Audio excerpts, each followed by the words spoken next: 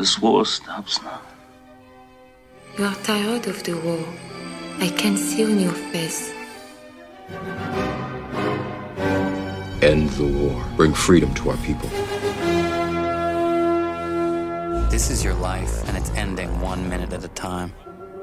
Stop! Listen to me! Listen to me! Stop! No.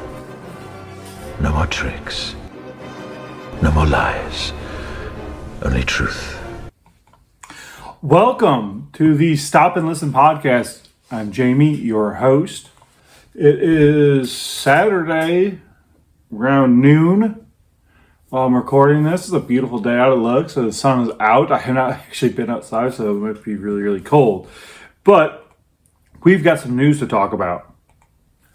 When I was younger, I was really into Eminem. Loved him. I even bleached my hair and walked around with head of hair like that. There's one picture out there somewhere that I've been trying to locate for years and have not been able to come up with it. But yeah, Eminem spoke for me, even though we didn't grow up the same by all means, but he's made the news here and there over the last few years, and it hasn't always been in a positive way, in my view. Eminem's made the news here and there over the last few years, and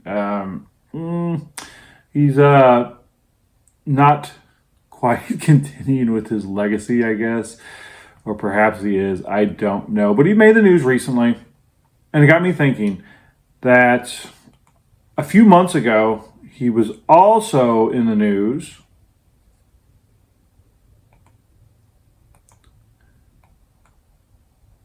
presidential candidate Vivek Ramaswamy was at a campaign rally and started rapping one of his songs. And of course, someone running for president starts rapping. It made the news. Eminem has asked Republican presidential candidate Vivek Ramaswamy to stop using his music at his campaign events. The clock's run out, time's up, over, plow, snap back to reality. Oh, there goes gravity, oh, there goes rabbit.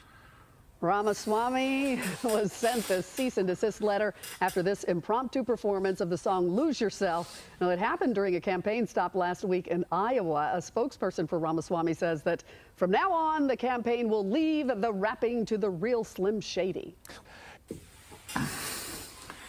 Here it is, a man who was embroiled in controversy from when he stepped onto the scene from what he was saying. And a politician attempted to identify with his voters. I mean, Vivek is 38. Maybe someday I'll get his name right. Vivek is 38 right now, so he's actually younger than I am. And Eminem says, no, don't use my song. Don't listen to it publicly. All right. No problem, Slim Shady. But why? Did he say some very controversial things at this point? No, because Vivek is running as a Republican, and Eminem, I'm going to take a wild swing, doesn't have very nuanced thoughts about politics. I mean, every few months he will make headlines with Barbara Streisand and Rob Reiner speaking out against the Republican Party or Trump or something.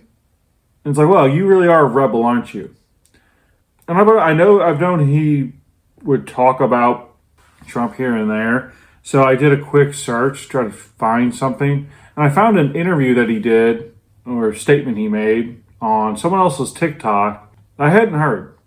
So here's Eminem on Trump. When I start talking about Trump, I get too flustered in my head, and the shit that I want to say, there's too many things I want to say at once. So sometimes I start talking and I'm not able to convey the message the right way because I just. I mean,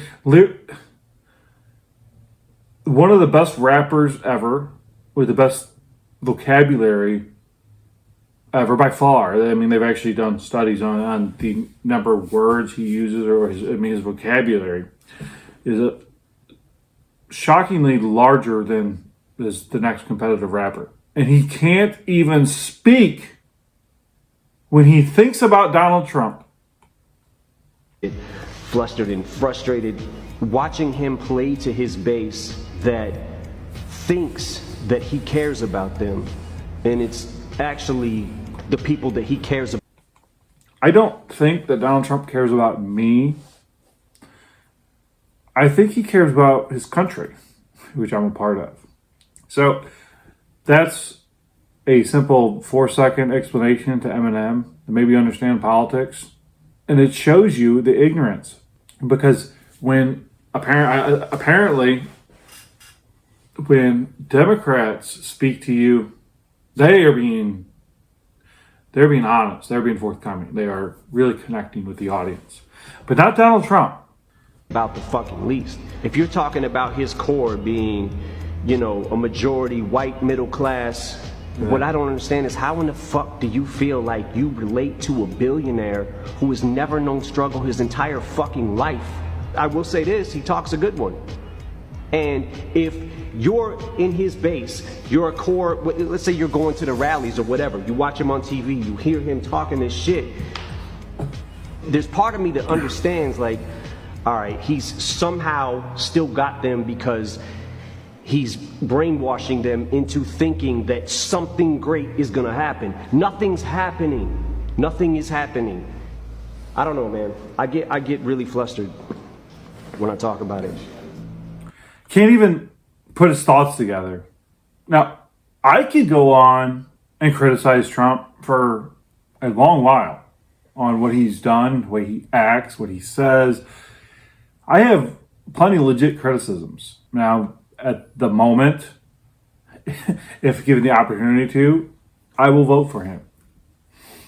I won't be thrilled about it. I wish there'd be other people. But as of right now, I'm going to vote for him. And I can articulate many, many reasons why not to. But Eminem can't even speak, can't articulate anything. So that leads us to the current story. Eminem requests protective order against RHOP stars. I have no idea what that is. I found this article also, probably saying the same things. Eminem's handlers are arguing that he's the real Slim Shady and all others should not be allowed to trademark the shady phrase, which is closely identified with the rapper thanks to his song, The Real Slim Shady.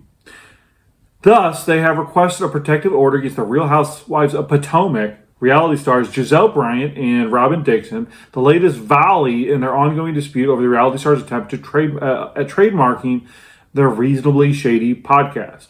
Okay, legally speaking, I don't have a law degree or a post-secondary degree of any sort, but they say the slim or the shady phrase. Well, no, it wouldn't be. Okay, so the shady phrase would be the Real Slim Shady. So if somebody wanted to have a podcast calling it the Real Slim Shady podcast, yes, they would have legal grounds on that. But what they're saying is by the inclusion of shady in the Real Slim Shady, he owns that word.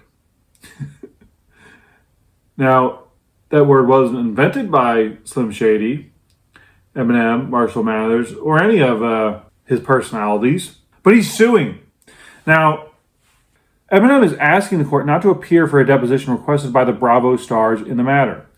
He claims he has limited knowledge of the subjects at issue. Because he's ignorant. So, next time he voices his opinion about climate change or the presidential election, or really anything, I would probably ignore him because he is an ignorant fool. And that's when I realized it. I am now cooler than Eminem, than Slim Shady. Maybe I am the real Slim Shady. But he is really sad. He has become a very sad man. So Eminem, you should lose yourself, buddy. Nikki Haley is back in the news. She took a few weeks off of embarrassing herself after the last debate. And she's back at it.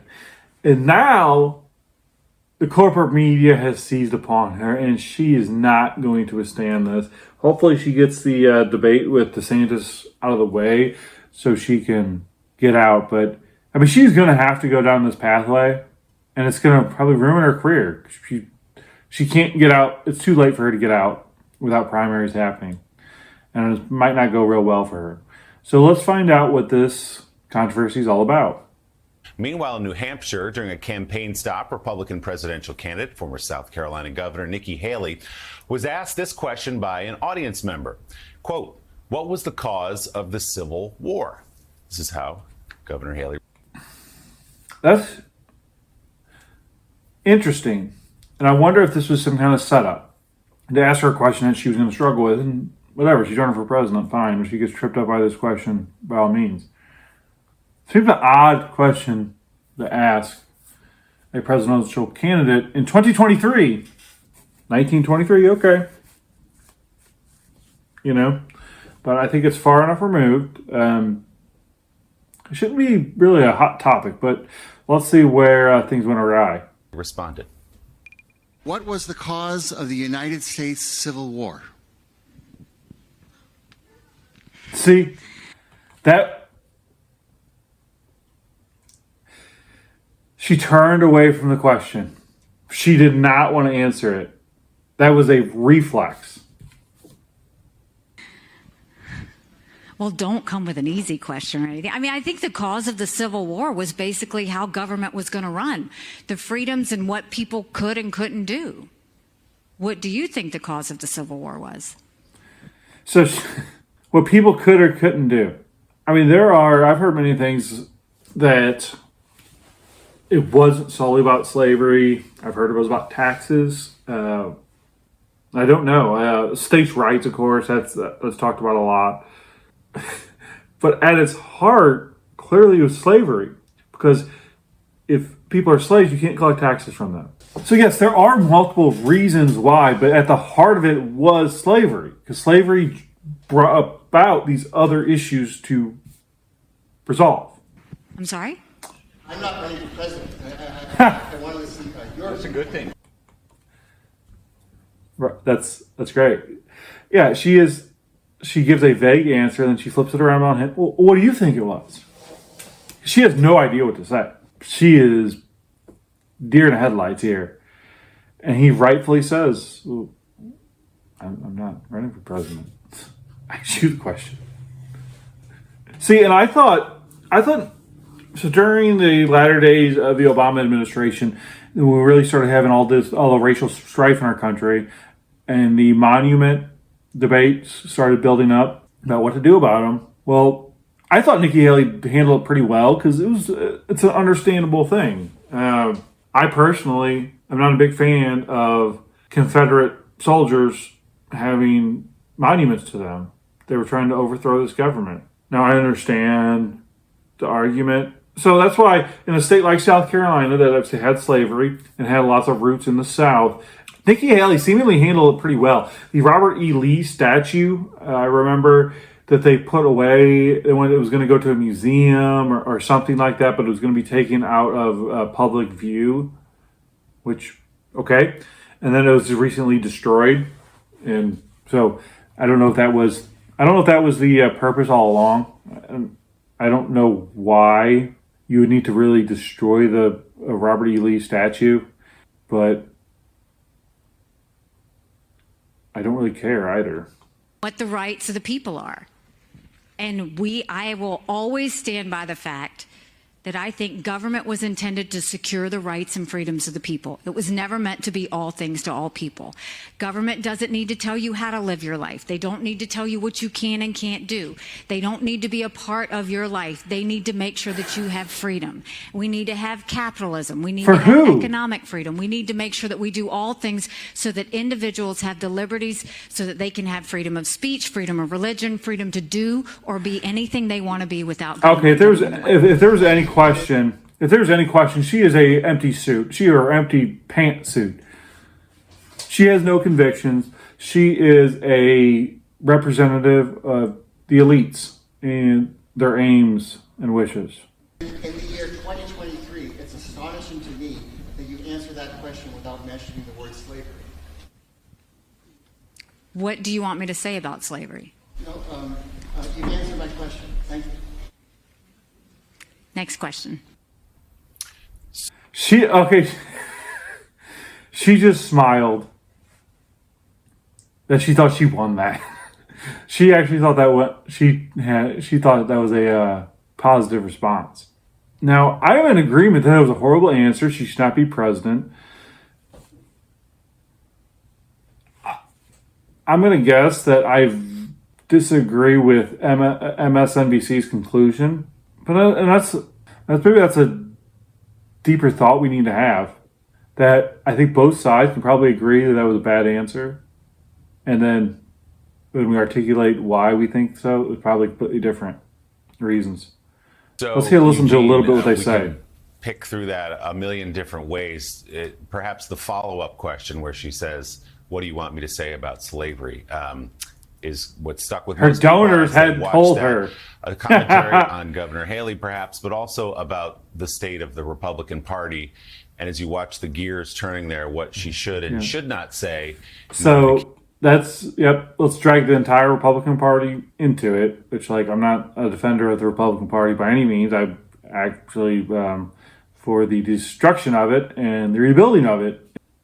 In order to keep her support. Yeah, that's absolutely right. And if you watch the crowd as things were going downhill, you could start to see people kind of squeamish as she was answering those questions.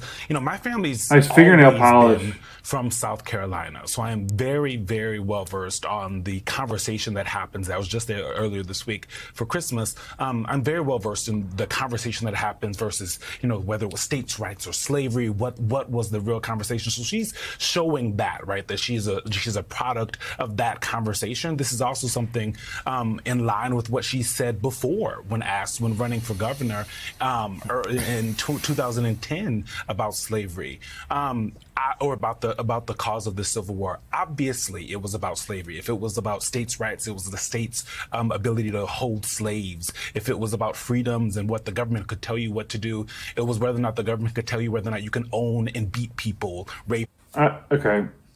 Nikki Haley should not be president of the United States. She has not demonstrated it in any way. She's bought and paid for.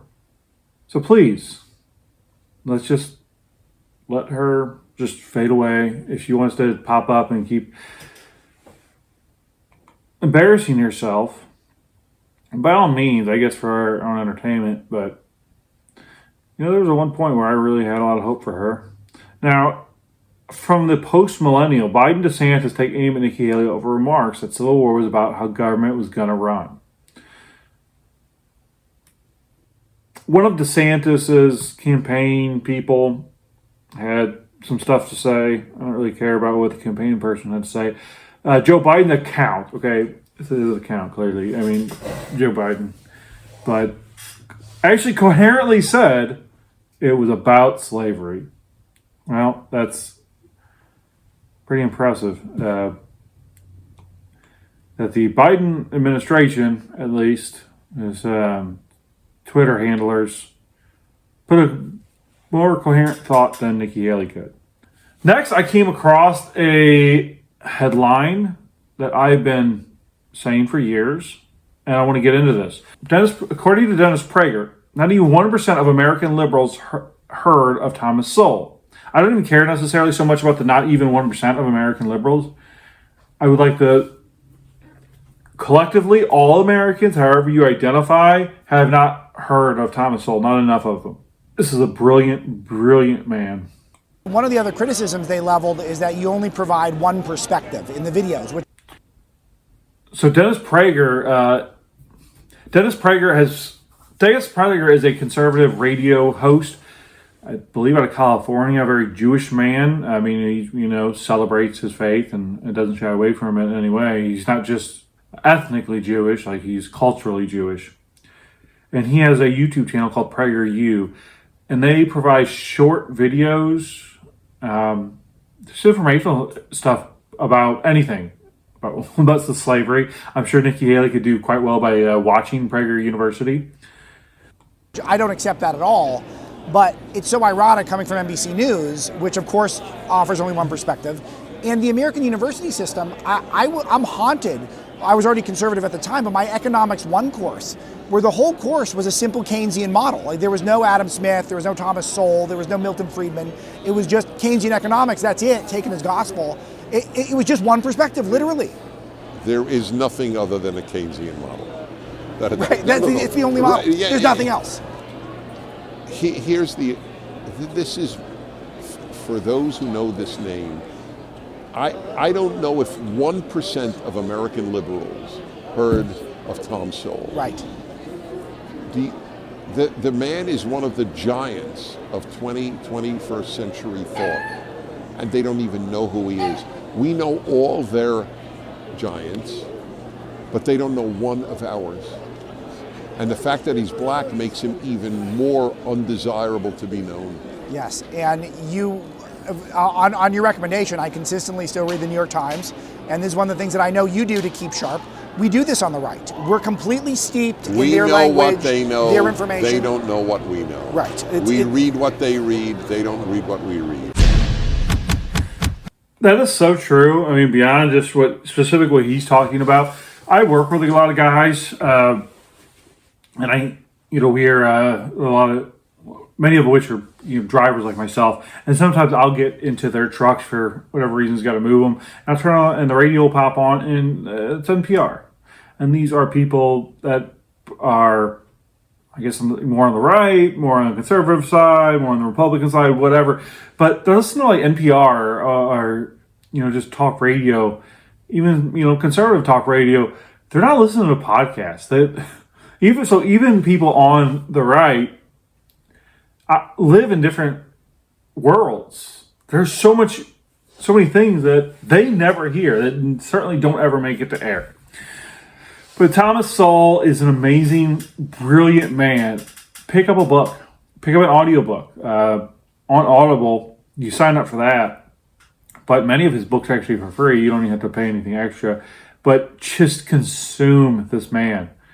He's brilliant. He's well-researched. He does everything well. Thomas Sowell has a very interesting autobiography that I really wasn't all that optimistic about reading. But listen to his life and what he's been through. If you get familiar with him, you're like, well, that's the kind of leader we need. Why isn't a man like that a politician? Well, he thought about it in the 80s. He was recruited by the Reagan administration, recruited by the Republicans to run for Senate or governor, or he was given the option to be the senator or governor of California. And at the time, he was divorced, but had children. He said, well, what about my children? How do I?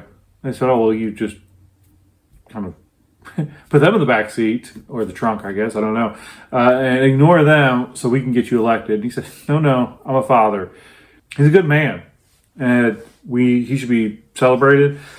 But if I was going to raise up a child and only allow them to read one author, it would be Thomas Sowell. He's that important. He's that profound. Everything he says, he puts the research behind his opinion, and that's what makes him so significant. So please find Thomas Sowell. Find his work. He's still with us. He's an elderly man now. He pops up here and there to say this and that, but he has given us a treasure of information. So please listen to or read a Thomas Sowell book and let his words change the way you think, because I think it will. So this has gone on way longer than I thought. I'm probably going to edit the shit out of this. But that's all I got for the moment. So please, enjoy the day, enjoy your life, and don't be like Eminem. Be like Dennis Prager. Inform yourself. And bask in the freedom of knowledge. Knowing you're right is a great feeling, and don't do so in ignorance, because then you're just a fool, like Eminem. Pursue information, facts, and people who are smarter than you, people who have more time to do research than you, people who've got more wisdom than you. that's how we elevate everyone around us, is through information. Show love. We need more love. Because you can't have that. You can be a very informed asshole, and that's I consider myself a well-informed person for many years, but I was an asshole, and I can smugly sit there and know I'm right and walk around not treating people with love, but that's an empty world. That is not light, that is not love, and that is not the way, the path to happiness. So, that's all I got for today. Please like, follow, subscribe, comment, all the things, if you so wish, and I will see you next time. Thanks.